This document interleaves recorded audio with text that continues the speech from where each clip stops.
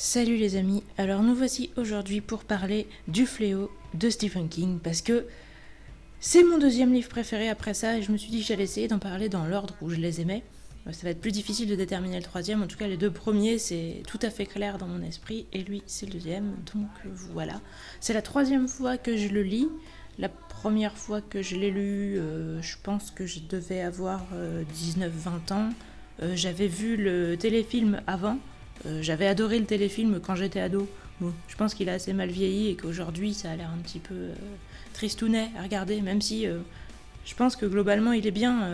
Encore une fois, les voyants doivent le détester parce que apparemment niveau maquillage, effets spéciaux et compagnie, c'est ridicule. Mais niveau respect du livre et tout, il est bien. Donc pour moi, il est pas dégueulasse. Après, le doublage est pas ouf. Donc ouais, ça a pas super bien vieilli. Mais du coup, le livre, lui, il est très cool. Alors en résumé, figurez-vous que c'est tout à fait d'actualité car les gens se mettent à crever d'une super grippe. Tiens donc. Et ça commence donc avec un mec qui s'échappe d'un complexe militaire, donc là, théorie du complot, bonjour, et qui se met à contaminer des gens sur son passage. Donc ce mec, il a fui parce que il a flippé. S'il était resté crevé sagement dans le complexe militaire, peut-être que tout ça ne serait pas arrivé. Et donc il a contaminé plein de gens, qui ont eux-mêmes contaminé plein de gens. Et donc pendant à peu près le premier tiers, on va dire, du livre, on assiste à la destruction de la société, de l'humanité, etc. Parce que tout le monde est en train de crever de la grippe. Et que les gouvernements font du déni, que les militaires essayent juste de cacher l'affaire, étouffer l'affaire, tuer les gens qui en découvrent trop, etc. Plutôt que... Enfin, ils essayent probablement aussi de résoudre le problème, mais le fait qu'ils y arrivent pas fait qu'ils décident de tout étouffer, alors que c'est complètement ridicule vu que ça va toucher le monde entier. Enfin, c'est juste pour qu'on sache pas d'où ça vient, on sache pas que ça vient du gouvernement américain et compagnie. Donc ils en envoient aussi dans les autres pays, histoire qu'on sache pas vraiment d'où c'est venu à l'origine, etc. Donc voilà, des mecs qui détruisent le monde juste pour pas qu'on dise que c'est de leur faute, ça fait un peu peur, mais ce n'est qu'une œuvre de fiction, je tiens à le souligner. Donc ça c'est le début, et en même temps on va se mettre à suivre pas mal de persos qui sont un petit peu partout dans ce monde qui va partir en couille, du coup qui vont tous vivre des choses difficiles parce que toute leur famille meurt, leurs amis meurent, tous les gens qu'ils connaissent meurent, et ensuite ils vont faire des rêves un peu mystiques qui leur font sentir qu'il y a une vieille femme noire qui chante des cantiques religieux d'un côté, et d'un autre côté un homme noir avec des bottes qui claquent sur le sol et avec un blouson où il y a d'un côté une tête de porc et d'un côté un smiley, et qui a l'air assez démoniaque et qui a des yeux rouges, etc. Pour certains, il fait juste peur et ils voient leurs pires angoisses en même temps qu'ils le voient lui. Pour certains, il leur dit de venir les rejoindre. Mais voilà, on sait qu'il y a ces deux côtés-là et qu'ils vont devoir, entre guillemets, choisir leur camp pour la suite de ce qui attend le dernier pourcent de l'humanité, puisqu'il y a 99% qui crèvent. Les survivantes vont devoir choisir entre un espèce de représentant du diable et un espèce de représentant de Dieu. L'histoire, alors je vous disais, on a les points de vue de pas mal de persos, je les ai pas comptés, et on a pas mal de persos à la fois du côté des méchants et du côté des gentils. Dans les gentils, je pense que j'en parlerai peut-être au moment des persos, mais bon du coup, on a beaucoup de points de vue, donc il y a des gens que ça rebute. Moi, c'est un truc que j'ai toujours aimé. Surtout que voilà, on a beaucoup de persos où on sait qu'ils vont se rassembler à partir du moment où on sait qu'ils font des rêves et qu'ils vont tous vouloir rejoindre l'endroit et la personne dont ils ont rêvé. On voit assez où ça nous mène, et puis après qu'il va y avoir une guerre entre les deux camps, etc. Donc moi je trouve ça super. Autant on peut dire que c'est cliché d'avoir d'un côté un espèce de diable et d'un côté une espèce de prophète de Dieu, autant les persos en eux-mêmes sont pas du tout blanc ou tout noir.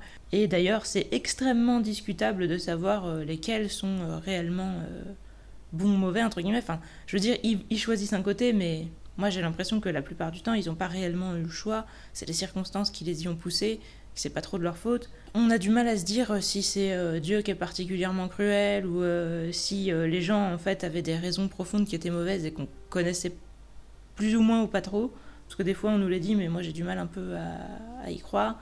Enfin, c'est compliqué, et le fait que c'est compliqué fait que c'est intéressant, parce que si réellement il y avait juste des connards d'un côté et des gentils d'un autre, ça n'aurait absolument aucun intérêt. Là, clairement, ce qui est intéressant, c'est de voir que les gens sont dans des tortures morales, et des fois ils s'en sortent et des fois ils s'en sortent pas, et en fin de compte finir du côté des méchants, c'est plus un espèce d'échec de leur évolution intérieure que... où c'est un peu un concours de circonstances aussi. Mais eux ils ont essayé de s'en sortir, et du coup moi évidemment c'est les méchants que je vais préférer, parce qu'ils ont tous des destins vachement tragiques où on les voit vraiment se débattre pour essayer de s'en sortir et échouer. Moi c'est vraiment eux que je préfère. Après dans les gentils, bon, je les aime bien aussi parce qu'il y en a quand même pas mal qui vivent des choses assez dures et qui évoluent. Mais bon, il y en a certains, c'est quand même un petit peu des connards, et j'y reviendrai très certainement. En tout cas, voilà, l'histoire, c'est vraiment de faire une espèce de grande épopée.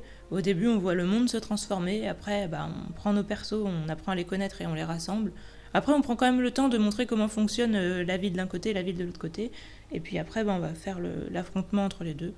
Déroulement de l'intrigue, on suit, comme je vous disais, plein de persos différents.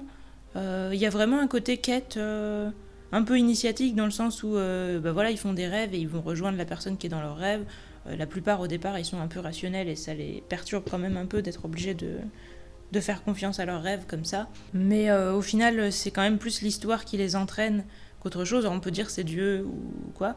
Mais on sent qu'ils sont quand même vachement soumis à l'histoire, au rythme de l'histoire, etc. C'est pas tant que ça eux qui imposent leur rythme, on va dire. Par exemple, ils voyagent pendant plusieurs mois pour arriver jusqu'à la ville de ceux qui veulent rejoindre. Tous, on a vraiment leur péripéties le long du voyage, le fait qu'ils sont épuisés, que c'est compliqué de trouver à manger, de trouver où dormir et tout. Et après, ils doivent repartir pour aller combattre le camp opposé. Donc on a vraiment beaucoup, beaucoup de voyages, de temps où on avance, on essaye des problématiques de survie, etc.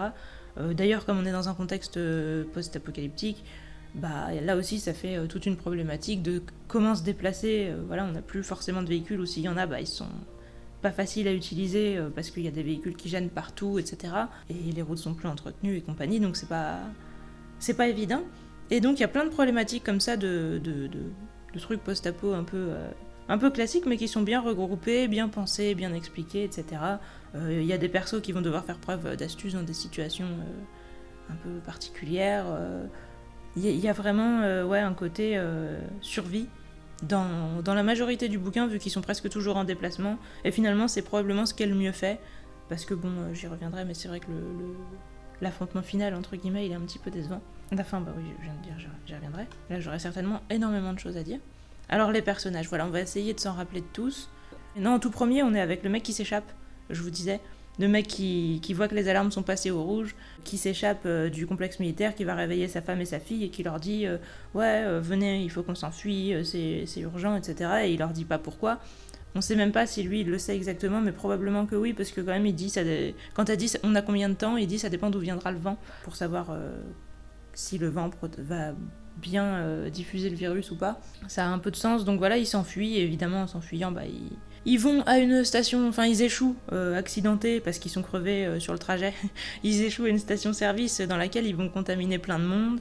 Et les gens qui sont là-bas, eux vont eux-mêmes se barrer et contaminer d'autres gens parce que quelqu'un les aura avertis. Un de leurs potes leur aura dit demain vous allez vous faire mettre en quarantaine. En passant par cette station-service, on passe du point de vue de Stu, qui va être un des héros principaux, et du coup, je pense que je peux vous le dire tout de suite, qui va être immunisé. Mais du coup, tous ses potes de la station-service vont crever, et il y a un mec qui va les avertir en leur disant vous allez être arrêtés et mis en quarantaine bientôt. Donc les mecs se barrent. Merci encore une fois, cher monsieur, d'avoir contribué à ce que l'ensemble du monde crève, par une intention gentille envers vos amis, mais complètement égoïste vis-à-vis du reste du monde. Là, ce livre nous permet bien de nous rendre compte de ce qui se passe justement avec le Covid ces temps-ci. Certaines personnes qui ont des comportements complètement égoïstes et qui n'ont pas l'air du tout d'en avoir conscience. Et donc, les gens se barrent et contaminent d'autres villes. Après coup, les militaires arrivent, les foutent en quarantaine. Mais bon, c'est trop tard parce qu'il y en a déjà qui sont partis ailleurs. Et puis chaque personne qui part ailleurs en recontamine d'autres. Et vu que les gens développent pas leurs symptômes tout de suite et que quand ils les développent, ça ressemble à une grippe classique, on se rend pas tout de suite compte que c'est grave et donc c'est pas facile à détecter. Encore une fois, ça ressemble vachement à ce qui se passe maintenant. Heureusement, maintenant, elle est pas à 99% mortelle, le ou la Covid. Donc ça va, mais bon. Après, on suit Franny qui découvre qu'elle est enceinte et qui quitte un peu son mec en ayant des pensées vachement méprisantes vis-à-vis de lui. Globalement, c'est un truc qui va beaucoup revenir avec Franny. Là, cette troisième fois que j'ai lu le livre, j'ai réussi un peu de l'apprécier. C'est vrai que je vous ai dit, on a vu le point de vue de Stu, je vous ai pas vraiment décrit la personnalité de Stu, mais Stu c'est le mec qui a la trentaine, qui a pas fait d'études et tout, parce que quand sa mère était pauvre, il a dû travailler très jeune, genre 11 ans ou 12 ans ou quoi, pour peut-être même 9 ans, je sais plus, pour qu'elle ait assez d'argent pour les faire vivre, lui et ses frères et sœurs. Je sais plus s'il a des sœurs d'ailleurs, mais en tout cas lui et sa famille. Et du coup, c'est un mec extrêmement débrouillard, etc. Mais qui a pas trop d'instructions et...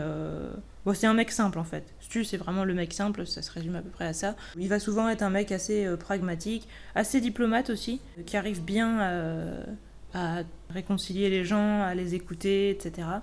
Donc c'est un mec plutôt sympa. Je pense qu'il est difficile de lui reprocher vraiment quelque chose. Par contre, après, ouais, Franny qui va être la fille du groupe des gentils qu'on suit, elle est franchement compliquée. La deuxième fois que j'ai lu le livre, je l'ai vraiment détesté. Cette fois, j'avais un peu plus de compassion, mais c'est quand même très mitigé. Parce que voilà, donc son mec, elle décide de le mépriser et de le quitter. Alors on sait pas pourquoi elle s'était mise avec. Peut-être, admettons qu'elle soit aperçue qu'après coup, qu'elle l'aimait pas vraiment, mais pourquoi dans ces cas-là, elle a couché avec et tout. Enfin, et puis dans ces cas-là, elle pourrait quand même le quitter proprement, dignement, en essayant de lui parler gentiment et tout. Là, elle se fout de sa gueule et elle le prend de haut et tout ça. Et elle a l'air de penser que c'est lui qui est coincé, que c'est lui qui est chiant, que c'est lui qui fait des histoires.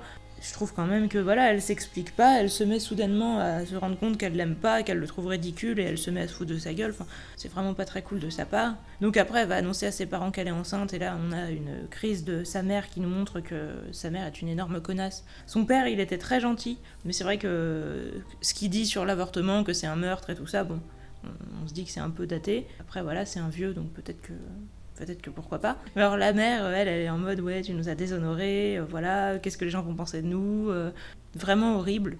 Il y a souvent des persos comme ça dans les livres de Stephen King et ça c'est plutôt cool. Enfin c'est cool qu'il y ait des persos horribles bien faits où on se reconnaît, on se dit tiens j'en connais des comme ça. Donc ça peut donner un petit peu d'empathie pour Franny même si elle est pas hyper sympa. Sa mère a l'air vraiment horrible et son père est gentil et tout donc on arrive à... Enfin moi en tout cas j'arrivais à m'impliquer dans ses souvenirs, son rapport à sa famille et tout. Ensuite, on fait connaissance de qui ? Probablement de Larry, dont le principal défaut c'est d'être un opportuniste, un profiteur, etc. Enfin, c'est ce que lui disent en tout cas les gens qui ont des reproches à lui faire. Le livre va lui donner tout un tas de secondes chances, je vous le dis tout de suite, et à la fin il va finir en mec bien. Et c'est peut-être plus facile de finir en mec bien quand on nous donne plein de secondes chances alors qu'il y a plein de méchants qu'on n'a pas eu. Donc au départ, lui, il a sorti une chanson qui a fait un tube... c'est Baby, tu peux l'aimer ton mec. Comme il a gagné soudainement plein de thunes alors qu'avant il était complètement fauché, il a fait des soirées avec des gens qu'il connaît même pas, qui sont juste aussi des profiteurs. Et donc voilà, des soirées avec de la drogue, de l'alcool et compagnie. Et donc il a dépensé tout son fric là-dedans. Et il s'en rend même pas compte. Et c'est un mec qui vient lui dire écoute, mets les gens dehors et arrête parce que là t'en es déjà à plus de 10 000 $ de dépenses. Les mecs à chaque fois ils recommandent ci, ils recommandent ça, ils cassent tout. Et à chaque fois tout le monde met tout sur ta note. À mon avis, elle était déjà dans le rouge donc arrête ça tout de suite.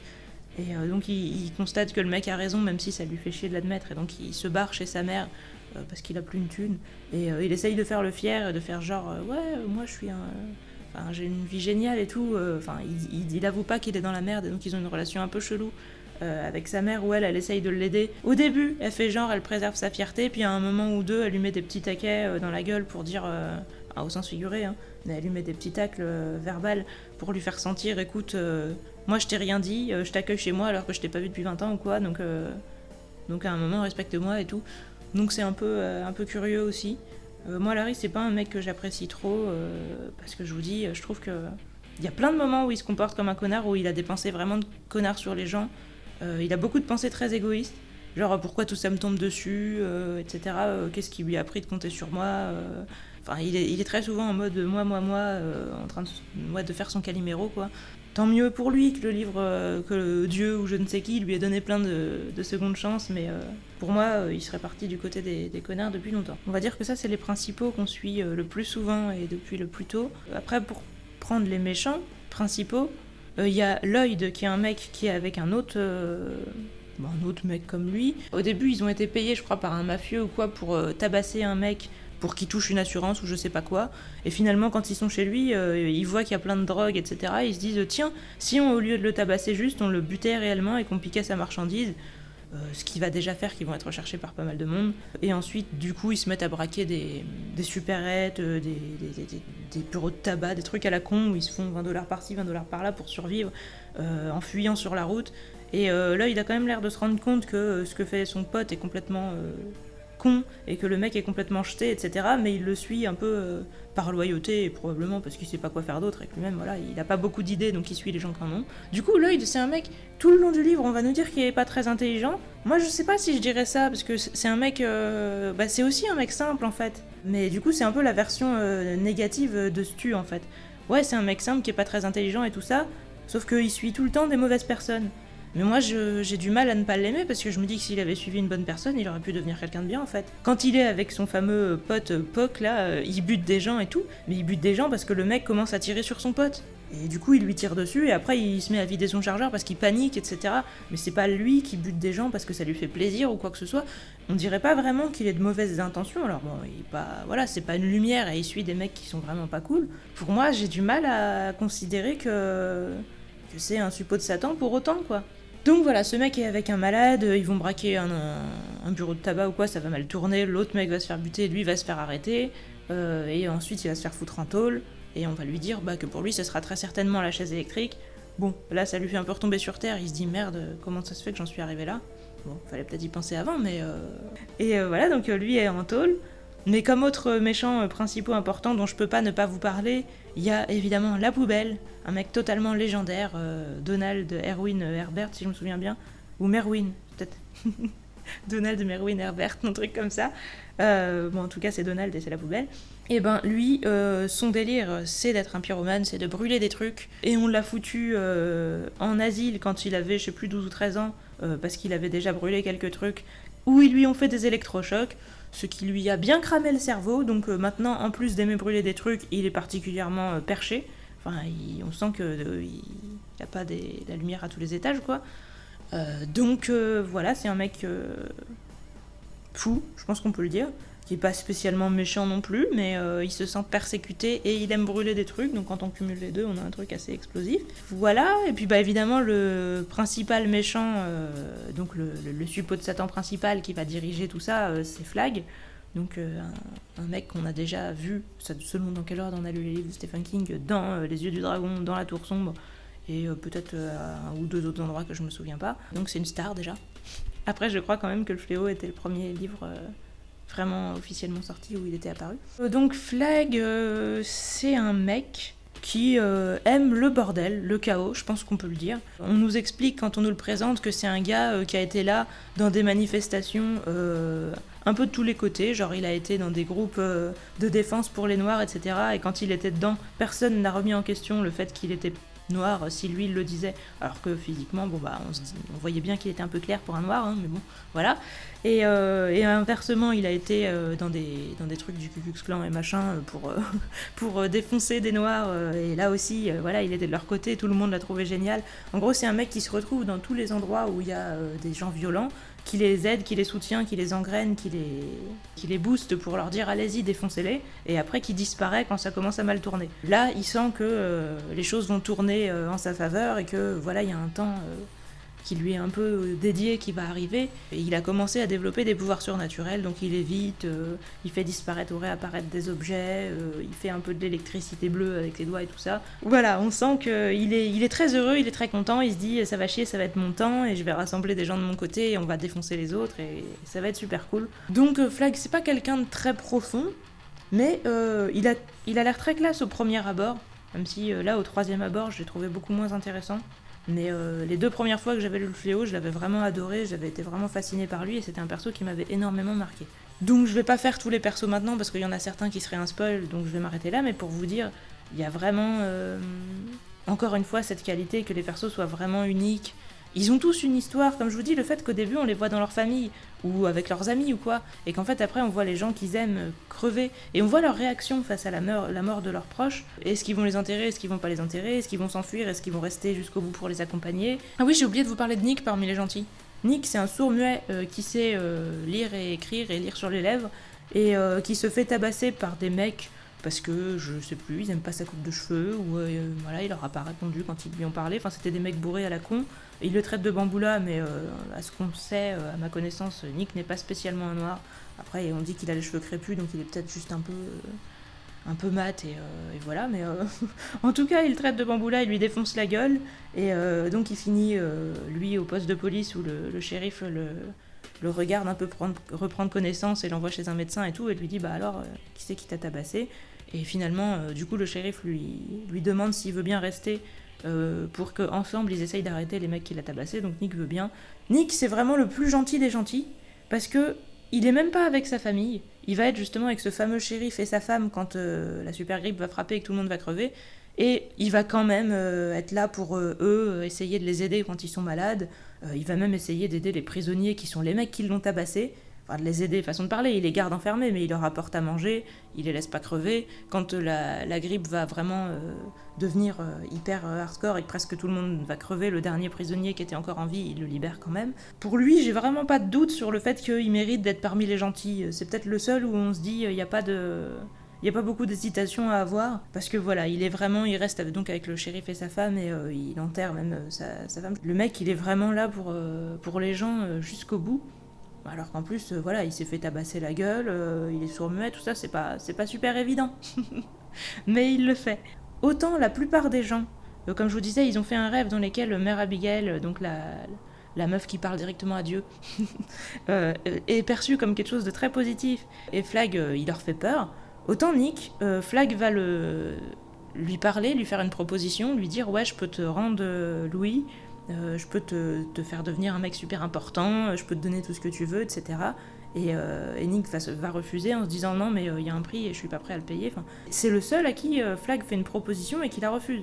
Tous les autres, soit Flag leur fait une proposition et il accepte, soit Flag leur fait juste peur et il leur fait pas de proposition. Voilà, je pense que Nick est vraiment le mec à la limite qui peut mériter notre respect, parmi les gentils en tout cas, parce que les autres, je trouve qu'on leur a un peu servi le bon côté sur un plateau, quoi. Alors que lui, pas vraiment. En plus, il était seul, et on nous fait plusieurs fois sentir dans la suite de l'histoire que c'est beaucoup les solitaires qui vont du côté de Flag. Je pense que c'est d'ailleurs pour ça que moi, ça me paraissait évident que j'allais y aller la première fois que je lisais, et la deuxième aussi.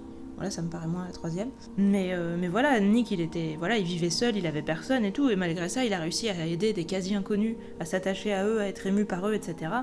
Alors qu'il n'y avait rien qui l'y obligeait, entre guillemets, quoi. Nick, c'est vraiment quelqu'un de cool. L'apparence des gens, ouais, je vous disais que Nick, c'est un blanc, mais qu'il a les cheveux crépus. Franny, elle a les cheveux châtains et on nous dit qu'elle est belle, qu'elle a des longues jambes, etc. Et puis bon, il y a quand même plusieurs mecs qui sont amoureux d'elle très facilement, donc ça se constate aussi après qu'elle a l'air belle. J'ai pas trop de souvenirs d'à quoi il ressemble, je vous dis c'est un mec qui a la trentaine et tout ça, mais je me souviens pas trop de son physique. Larry, on nous dit que c'est un beau mec, je crois qu'il est blond, mais j'en suis plus très sûre. Il me semble vraiment que c'est un peu une caricature de beau mec comme les mecs de boys band ou quoi. Lui aussi, toutes les filles lui tombent un peu dans les bras sans qu'il ait rien fait pour. Du coup, ça se constate dans l'histoire qu'il est beau. La poubelle, il a déjà l'air de faire peur au début, mais plus l'histoire va avancer, plus il va être défoncé physiquement. Il me semble qu'il a les yeux bleus, mais bon, de toute façon, il est surtout flippant dans sa manière d'être, hein. C'est pas tant que ça son physique. Et Lloyd, il me semble que sa caractéristique, c'est qu'il a l'air d'un enfant. Je sais plus comment il l'appelle, mais il me semble qu'il y a un surnom par rapport à ça quand il se fait arrêter et qu'il va se faire exécuter et tout, justement, qu'il l'appelle genre, je sais plus, le tueur au visage d'ange ou un truc comme ça, parce qu'il a vraiment l'air très jeune et très innocent derrière les actes qu'il a commis, quoi. Donc voilà, puis je vous ai dit, Flag, il a des bottes qui claquent sur le sol, une espèce de ceinture qui fait un peu un bruit de chaîne, et une veste où il y a d'un côté une tête de cochon où c'est écrit une tête de cochon avec une casquette de flic, je crois que j'ai oublié de le préciser ça, où c'est écrit genre vous aimez le cochon, un truc comme ça, et de l'autre côté un smiley. Il a l'air d'avoir des yeux rougeoyants et une tête où il peut des fois sourire, avoir l'air super sympa et tout ça, et puis d'autres fois faire super peur. Enfin, son apparence a l'air d'un peu variée en fonction de ce qu'il veut laisser paraître. Et puis on nous dit qu'il a la paume des mains totalement lisse, il a pas de ligne de la main, il a pas d'empreinte digitale. Donc, est-ce qu'il a un nombril ? On peut se poser la question. Le livre n'y répond pas de ce que je me souvienne. Et Mère Abigail, c'est une noire très vieille qui a 108 ans, qui est toute desséchée, mais qui arrive encore à faire 10 km à pied en une journée. Donc oui, les apparences sont décrites relativement. Enfin, ce que je vous dis, j'espère vous donnera une idée. Les personnalités, elles sont toujours aussi intéressantes. Par rapport à ça, moi je trouve qu'elles le sont peut-être un petit peu moins. En fait, c'est plus inégal, parce que je dirais que dans ça, les 7 persos avaient tous des bons et des mauvais côtés, et c'est peut-être ce qui les rendait plus intéressants, entre guillemets, des qualités et des défauts, des forces et des faiblesses. Là, je trouve que les méchants sont extrêmement torturés, donc pour moi, c'est vraiment ce que je préfère, on les voit beaucoup souffrir, beaucoup essayer de se dépêtrer de leurs trucs, et il y en a qui ont des bons côtés, et du coup, on voit ces bons côtés qui essayent d'émerger, de prendre le dessus, et qui n'y arrivent pas, et c'est extrêmement triste, et donc je trouve ça beau. Mais du coup, chez les gentils, ils ont quand même des mauvais côtés, et malgré tout, l'histoire a l'air de leur donner raison, ou de faire en sorte que leurs mauvais côtés ne l'emportent pas. Donc oui, ils ont des bons et des mauvais côtés, mais je trouvais que dans ça, c'était mieux organisé le fait que ils arrivaient, entre guillemets, à dépasser leurs mauvais côtés. Il n'y avait pas d'ambiguïté là-dessus, alors que là, je me demande vraiment, est-ce que Dieu est indulgent ? Est-ce que... je sais pas, ça me laisse un peu perplexe, leur personnalité mitigée. Le fait qu'il soit vraiment choisi par Dieu malgré ça et tout, je sais pas. Ça m'a un peu perturbée. Je crois que c'est vraiment le fait que, on nous dit, ceux-là, c'est les gentils, parce que, Dieu est avec eux. C'est ça qui me dérange. Sinon, humainement, ils sont intéressants et crédibles, quoi. Mais je comprends pas trop pourquoi Dieu les choisit. Donc après, je sais que comprendre Dieu, c'est un peu prétentieux, etc. Mais ouais, ça me perturbe quand même. Bah déjà, il n'y a pas vraiment autant de persos qui ont une façon de parler particulière. Oh si, il y en a plus. La poubelle, il a vraiment ses phrases et sa façon de parler. Même si je me rappelais mieux dans le téléfilm justement que dans le livre. Lloyd et les mecs un peu comme lui, ils ont aussi un peu leur façon de parler. Il y a un autre mec qui est aussi un peu handicapé mental et qui lui va être parmi les gentils, qui s'appelle Tom, qui va avoir aussi un peu sa façon de parler, et j'aime beaucoup d'ailleurs sa façon de parler. Mais en dehors des handicapés mentaux, les autres gens, ils parlent un peu pareil. Bon après, ouais, il y a Glenn qui est un sociologue qui va aussi être parmi les gentils. J'en parle pas parce qu'on le rencontre assez tard dans l'histoire. C'est pas qu'il a sa façon de parler, mais c'est qu'il a ses sujets, et quasiment tous les sujets de société, de prévision du futur et tout, ça va être abordé par lui, et aussi de politique et tout ça. Donc oui, on constate quand même bien une différence entre les persos qui n'ont pas tous les mêmes centres d'intérêt, le même passé, etc. Mais en tout cas, moins dans la façon de parler que dans ça, je trouve. Vous me direz ce que vous en pensez. De toute façon, là, on n'est pas dans les dialogues, on est dans la personnalité. Mais du coup, je trouve que, évidemment, comme dans tous les livres de Stephen King, les personnalités sont super bien foutues. C'est pas pour rien si c'est un de mes livres préférés, parce que justement, il y a beaucoup de persos, ce qui les empêche pas d'être complexes et intéressants, etc. Et c'est super intéressant de les voir se croiser, de voir leurs histoires s'entremêler, et leurs personnalités aussi qui s'affrontent un peu, même pour ceux qui sont alliés, je veux dire, quand tu vois deux personnes avec des personnalités très détaillées et qu'elles se rencontrent et que tu vois quels effets elles ont l'une sur l'autre, c'est extrêmement intéressant. Donc ouais, pour moi, les personnalités, c'est toujours un des points, sinon le point le plus fort du livre. Évolution, il y en a énormément, parce que comme je vous dis, les méchants, ils vont essayer de temps en temps d'aller mieux et de faire les bons choix, mais ça va pas marcher. Les gentils, de temps en temps, ils vont prendre aussi des décisions de merde et se sentir cons, etc. Et l'histoire va leur donner des secondes chances, ça m'énerve un peu, mais du coup, on va quand même pouvoir les voir se réparer et reprendre confiance en eux, etc. au fur et à mesure, et devenir des gens meilleurs, surtout pour Larry, justement. Franny, ouais, elle va pas trop se remettre en question. L'histoire va rester gentille avec elle. Peut-être qu'elle le fera sur le long terme, mais c'est pas sûr. Je trouve qu'elle a pas évolué tant que ça. Mais du coup, il y a des persos qui évoluent, il y a des persos qui évoluent moins, et même ça, c'est assez réaliste. Et donc, l'évolution, c'est toujours un énorme point fort. De toute façon, on se demande énormément ce que chacun va devenir, comment il va vivre d'avoir vu tous ses proches mourir, est-ce qu'il va réussir à s'attacher aux nouvelles personnes qu'il croise, même le bouleversement de la société, le fait d'être confronté soudainement au surnaturel et tout ça, comment tous ces gens vont le vivre. Ils vont tous le vivre assez différemment, et ce sera toujours intéressant. L'évolution, c'est aussi un des points les plus forts. L'univers, les lieux et les créatures, c'est notre monde, avec un virus super violent créé par le gouvernement qui s'est échappé par erreur, et avec un serviteur du démon et une femme qui est en contact avec Dieu, et le fait que tous les humains survivants, soit parce qu'il y avait moins d'humains, ou soit parce qu'ils avaient un pouvoir particulier et que c'est ça qui leur a permis de survivre, en tout cas ils ont tous des rêves télépathiques. Glenn, il me semble, dans le livre, émet l'hypothèse que c'est justement parce qu'il y a moins d'humains et où que la catastrophe est énorme, eux, ils ont tous des rêves prémonitoires, on va dire. Mais je crois avoir entendu dire que certaines personnes considéraient, enfin en tout cas c'est une théorie, que tous les survivants avaient le Shining, ce qui pourrait expliquer aussi pourquoi ils ont des rêves prémonitoires, pourquoi ils ont même des fois des espèces de scènes où on peut se demander s'il y a eu de la télépathie entre eux ou quelque chose comme ça. C'est pas impossible, en tout cas ça n'a jamais été mentionné dans le livre et c'est pas confirmé, donc c'est qu'une théorie. C'est un univers où vous allez quand même devoir accepter des choses surnaturelles qui seront pas forcément très justifiées. L'idée, c'est vraiment de voir la psychologie des gens qui se retrouvent confrontés à une situation où, d'une part, ils voient tout leur univers s'écrouler, et de deux, ils doivent choisir entre Dieu et le diable, sachant que le diable a l'air vachement plus fort, vachement plus présent, etc., sur le moment, et que Dieu, le seul argument qu'il a, c'est faites-moi confiance, ayez la foi, et point. C'est vraiment ça le contexte, et si les éléments surnaturels non justifiés vous embêtent, c'est sûr que ça va probablement pas vous plaire.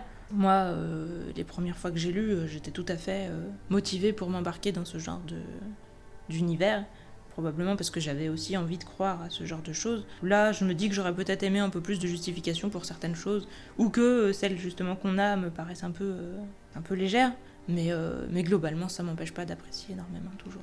Logique et cohésion, bah comme je vous dis, il y a des choses surnaturelles qui sont pas justifiées. Bah évidemment, quand on parle de Dieu, du diable et compagnie, on n'a pas grand chose à nous expliquer parce que voilà, c'est la foi et point. Donc tous les gens que ça énerve vont sûrement pas trop apprécier. Après, sinon, sur la logique et la cohésion justement de l'évolution des personnalités des persos et des éléments concrets, ça va. Ça va, mais encore une fois, il y a plein de choses qui tombent à point nommé pour les uns et plein de problèmes qui tombent à point nommé pour les autres. Donc si on considère que Dieu est derrière tout ça, que Dieu a tout orchestré, ok. Mais du coup, c'est vrai que ça fait un espèce de Deus Ex Machina gratuit, illimité pour tout le livre, et donc je peux comprendre que ça exaspère certaines personnes. Moi, ça m'a pas empêché d'adorer ce livre et de complètement rentrer dedans les 2 premières fois que je l'ai lu, parce que justement, ça m'intéressait aussi d'essayer de comprendre Dieu à travers ça. Après, bah là, à la 3e lecture, je constate que je comprends pas Dieu, donc ça m'intéresse toujours, parce que explorer mes propres sentiments... De colère, d'incompréhension ou quoi que ce soit à propos de Dieu, et d'essayer de réfléchir à ça, pourquoi je ressens ça, est-ce que c'est réaliste, est-ce que c'est pas réaliste et tout ça, ça m'intéresse toujours. Mais c'est vrai que je les vois un peu les ficelles où on se dit oui, bon, c'est un peu facile entre guillemets parce que bah Dieu dans la vraie vie c'est compliqué, mais quand c'est nous qui écrivons un livre, en fait la volonté de Dieu c'est la nôtre quoi. Donc après je me dis que Stephen King est peut-être quand même relativement de bonne foi. Vous avez vu, j'essaye de dire Stephen King, hein, mais j'ai du mal. Dans le sens où j'ai l'impression que lui-même, il a plus suivi ses intuitions qu'un plan où il a fait ce qu'il l'arrangeait en disant non mais c'est pas moi, c'est Dieu. J'ai l'impression qu'il a vraiment essayé de faire ce qui lui semblait cohérent et logique, mais le truc c'est qu'il a fait ce qui lui semblait cohérent et logique avec sa vision de Dieu. Et bah, évidemment, elle sera pas partagée par la plupart des gens, et elle sera tellement pas partagée par les gens qui croient pas en Dieu ou qui sont pas motivés pour être du côté de Dieu, quoi. Donc voilà, il y a beaucoup de choses discutables sur ce plan-là, mais c'est impossible à mon avis de faire quelque chose de complètement logique et cohérent quand on met le Dieu chrétien là-dedans, qui typiquement demande toujours de la foi et qui est capable de faire des coïncidences quand ça l'arrange, et que d'autres fois t'as des coïncidences négatives où tu sais pas si c'est lui qui est extrêmement cruel ou s'il est pas tout puissant, enfin tu peux toujours te poser la question. Voilà, tout ce débat fait que je pense que plein de gens pourront être gênés. En tout cas moi je trouve ça intéressant et du coup ça me va, mais je sais que je comprends et je sais que c'est certainement discutable. Alors par contre, Mystère et Découverte, normalement oui, parce que d'une part, regarder le monde crever, bah c'est intéressant. C'est un peu horrible par moments, mais c'est aussi intéressant de voir comment les gens pètent un câble de diverses manières, comment la société s'écroule petit à petit, strate par strate, et ceux qui essayent de sauver les apparences, voir comment les apparences tombent quand même les unes après les autres. Tout ça, c'est super intéressant. Et ensuite, découvrir le monde complètement ravagé à travers des persos qui essayent de survivre, etc., c'est aussi extrêmement intéressant. Se demander comment justement survivre dans un monde où on n'a plus l'électricité, on n'a plus les transports et tout ça. C'est pas une problématique totalement nouvelle, mais c'est vachement cool, surtout quand on est avec des persos qui sont bien faits, qui sont complexes, etc., et où on a vraiment l'impression d'être impliqué dans leur point de vue. Et puis le fait que rencontrer des humains devienne extrêmement rare, et que du coup ils essayent vraiment de se supporter, même entre gens très différents, et du coup qui sont beaucoup plus ouverts pour se découvrir, etc. Ça aussi c'était bien fait, c'était intéressant. On peut quand même ressentir justement le fait que les humains qui restent deviennent précieux et tout. Et après, bah, même le fait de découvrir Flag, quel pouvoir il a, qu'est-ce qu'il va faire dans sa société, qu'est-ce que vont devenir les gens qui l'ont rejoint, et puis justement, qu'est-ce que vont faire les gentils. Alors là, je préfère vous le dire tout de suite pour pas que vous soyez déçus. Les gentils, ils vont juste essayer de refaire une société similaire à ce qui se passe en Amérique, donc une espèce de démocratie d'abord, république après, etc. Enfin, refaire une assemblée, voilà, tout ça. Je trouve ça extrêmement dommage, parce que des systèmes politiques différents, il y en a plein, et ça aurait vraiment été le moment de tenter autre chose.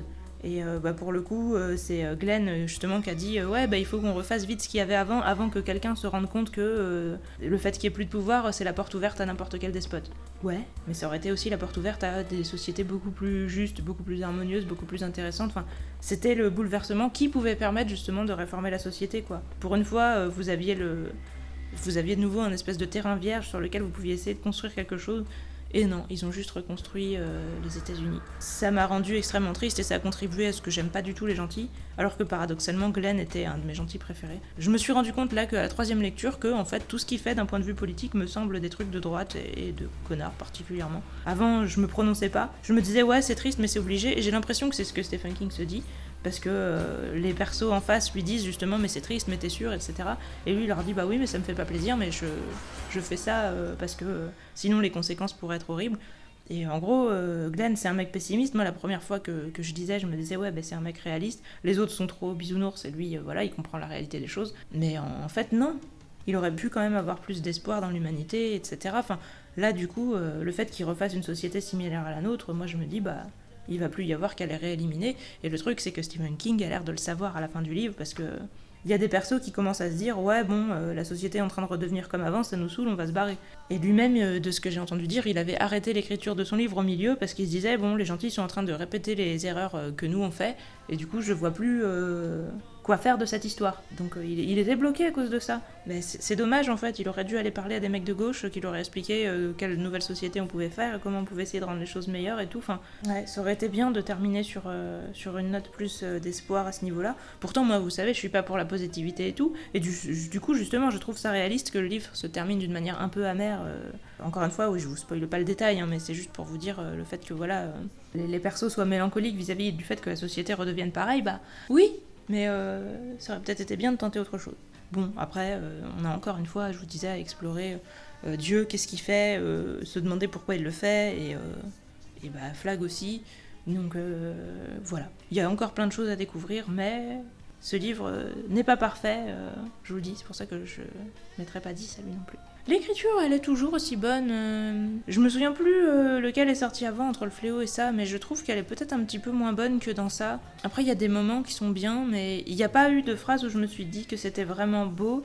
Il y a même, comme je vous dis, des moments où j'ai trouvé que c'était un petit peu dommage que les persos aillent pas plus loin, que les discussions restent un peu en surface et avec des avis assez conventionnels, quoi. Après, ça, c'est pas vraiment l'écriture, mais en tout cas, l'écriture, elle est bonne.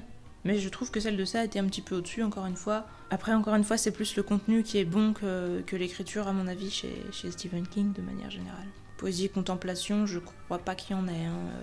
On va avoir quelques descriptions de paysages, etc. Mais c'est plus pour nous faire visualiser le contexte, comme je vous dis, quand on est en voyage, etc. Je trouve pas qu'il y ait vraiment de moments contemplatifs. C'est un livre vraiment qui fait voyage, épopée ou quoi que ce soit.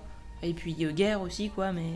Ça a même un côté spirituel, mais un côté poétique, non, je trouve que non. Par contre, suspense et action, il y en a beaucoup. Même si je dirais pas que c'est le livre où il y a le plus de suspense. Après, j'avais quand même beaucoup de mal à le lâcher, donc peut-être qu'il y en a. On n'a pas vraiment de confrontation entre des gens précis. Bon, il y a tout le camp de Flag face à tout le camp d'Abigail, mais... Et puis il y a des confrontations à des moments entre des persos et d'autres persos, et les confrontations sont super cool. Mais dans la globalité, on est très souvent en voyage. Mais ça n'empêche pas qu'on est passionné parce que, en fait, le truc c'est ça, c'est que les persos sont tout le temps en mode survie. Et voilà, on voit que leur vie est menacée, donc on a envie de savoir s'ils vont s'en sortir et comment ils vont s'en sortir. Et on a envie de les voir avancer, on a envie d'attendre qu'ils soient eux-mêmes à l'abri pour les lâcher. Et du coup, on les lâche jamais parce qu'il y a vraiment pas trop d'abri dans ce monde post-apocalyptique. Donc sur ce plan-là, ouais, il y a énormément de suspense. Après de l'action, je dirais, il y en a, un peu plus que la moyenne, mais c'est pas non plus le livre où il y a le plus d'action qu'on puisse imaginer. Ah alors oui, je vous disais, les dialogues, ils sont cool, mais pour moi, ils sont moins bons que dans ça. Il y a moins de spécificité, même si Tom est très certainement... Tom et la poubelle sont les deux persos que je préfère sur le plan du dialogue. Donc voilà, les handicapés mentaux, super. Stephen King, spécialiste pour représenter des handicapés mentaux intéressants et cool et bien fait, etc. Je sais pas ce qu'on peut en penser. J'ai bien aimé aussi Nick, le fait qu'il écrive sur des post-it pour parler aux gens et que du coup, quand on voit un peu tous ces post-it qui traînent partout, on se dit tiens c'est marrant, c'est comme si on était dans la tête de quelqu'un et tout ça. Il y a des choses cool sur ce plan-là. Globalement, les conversations avec Nick, je les ai trouvées cool et intéressantes aussi. En fait, voilà, les persos comme ça qui ont des spécificités, c'est pas mal. Après, entre les gens, entre guillemets, normaux, ça m'a pas fait trop sauter au plafond. Je dirais moyen plus. Crédibilité, réalisme, oui.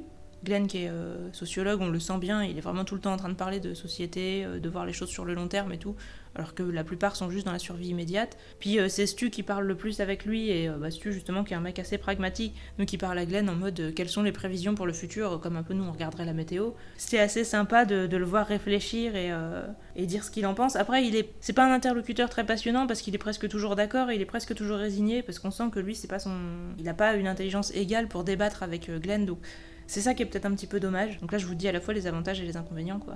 Donc crédibilité et réalisme, pas de problème, mais j'aurais bien aimé que les choses aillent un peu plus loin sur le plan politique et compagnie. Donc ça m'a un peu manqué. Originalité et côté marquant, la poubelle, il est hyper marquant, et Tom aussi. Nick un peu, mais c'est surtout les deux. Tom en mec handicapé mental mignon, attachant, etc. Et puis la poubelle en mec complètement barré. La poubelle, c'est peut-être le perso le plus... Je sais pas qui est mon perso préféré de ce livre, je me pose sérieusement la question. J'aime vraiment tous les méchants, je dirais.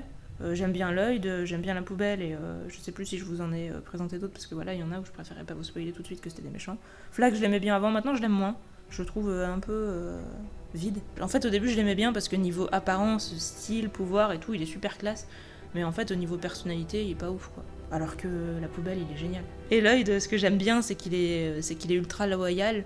Et que justement, en fait, c'est un mec qui fait ce qu'on lui dit, qui a plutôt des bonnes intentions, qui a envie de se racheter, devenir meilleur et tout. Alors certes, il est un peu peureux, donc il est un peu lâche, donc voilà, quand il a peur, il a tendance à suivre le plus fort ou quoi. Mais c'est pas du tout un mec méchant, donc le fait que c'est lui qui devienne le bras droit de Flag, moi, ça me l'a rendu extrêmement sympathique. Enfin, parce que pour moi, il est pas vraiment responsable, entre guillemets, puis le fait qu'il soit loyal à Flag jusqu'au bout, j'ai trouvé ça beau. Et en fait, justement, j'ai trouvé que le fait que quelqu'un comme lui fasse preuve justement de gentillesse, de grandeur d'âme, etc., envers un connard envers qui c'est pas du tout réciproque, j'ai trouvé ça très beau, paradoxalement. Donc ouais, mais après, Lloyd, il m'a marqué aussi. Mais je sais pas si... je pense vraiment que le personnage le plus marquant de ce livre, c'est la poubelle. Et rien que pour lui, je pense que originalité et côté marquant, on peut mettre une extrêmement bonne note. Avec ses ma vie pour toi et tout. Même si, encore une fois, c'est plus la phrase du film. Dans le livre, il dit qu'une seule fois ma vie pour vous, je crois. Sinon, il dit je vous donnerai ma vie. Je trouve ça moins marquant comme ça. Je trouve que ma vie pour toi, ça allait à l'essentiel. C'était plus formule choc. Ses pensées, ses phrases et tout. Non, il est trop cool. Rien que pour la poubelle, lisez-le.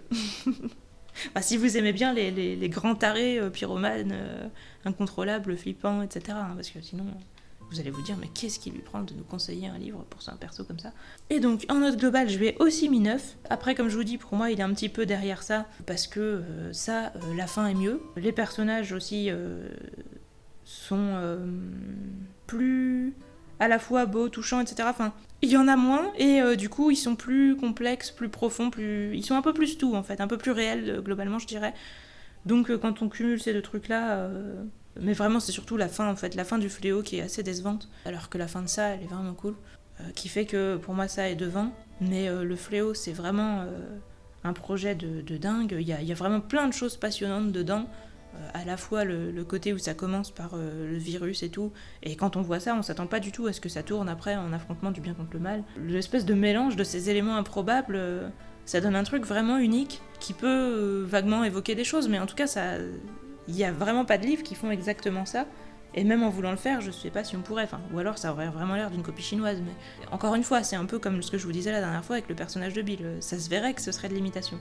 Donc c'est suffisamment original, ça méritait d'être fait, c'est super intéressant, etc. C'est un livre qui me fait réfléchir à chaque fois que je le lis. À chaque fois que je le lis, j'aime des persos différents, je me rends compte de nouvelles choses, etc. Donc ça, c'est vraiment la preuve aussi que c'est un livre extrêmement riche. Franchement, je vous dis, lisez-le, il est super. Si vous l'avez lu, dites-moi ce que vous en pensez, si vous n'êtes pas d'accord avec moi, etc. Pour moi, c'est le deuxième meilleur, et je regrette juste vraiment que la fin n'ait pas été plus développée, parce qu'on a eu vraiment beaucoup de détails et un très lent développement et démarrage du début, et la fin, elle a été expédiée. C'est souvent le cas dans les livres de Stephen King, mais... Là, ça se voit énormément parce qu'on est vraiment sur une énorme épopée où on suit des persos depuis longtemps, etc. Et on va un peu nous tuer tout le monde subitement. C'est pas que c'est irréaliste, mais c'est frustrant émotionnellement, je trouve. Donc voilà, Le Fléau, un de mes livres préférés. Lisez-le.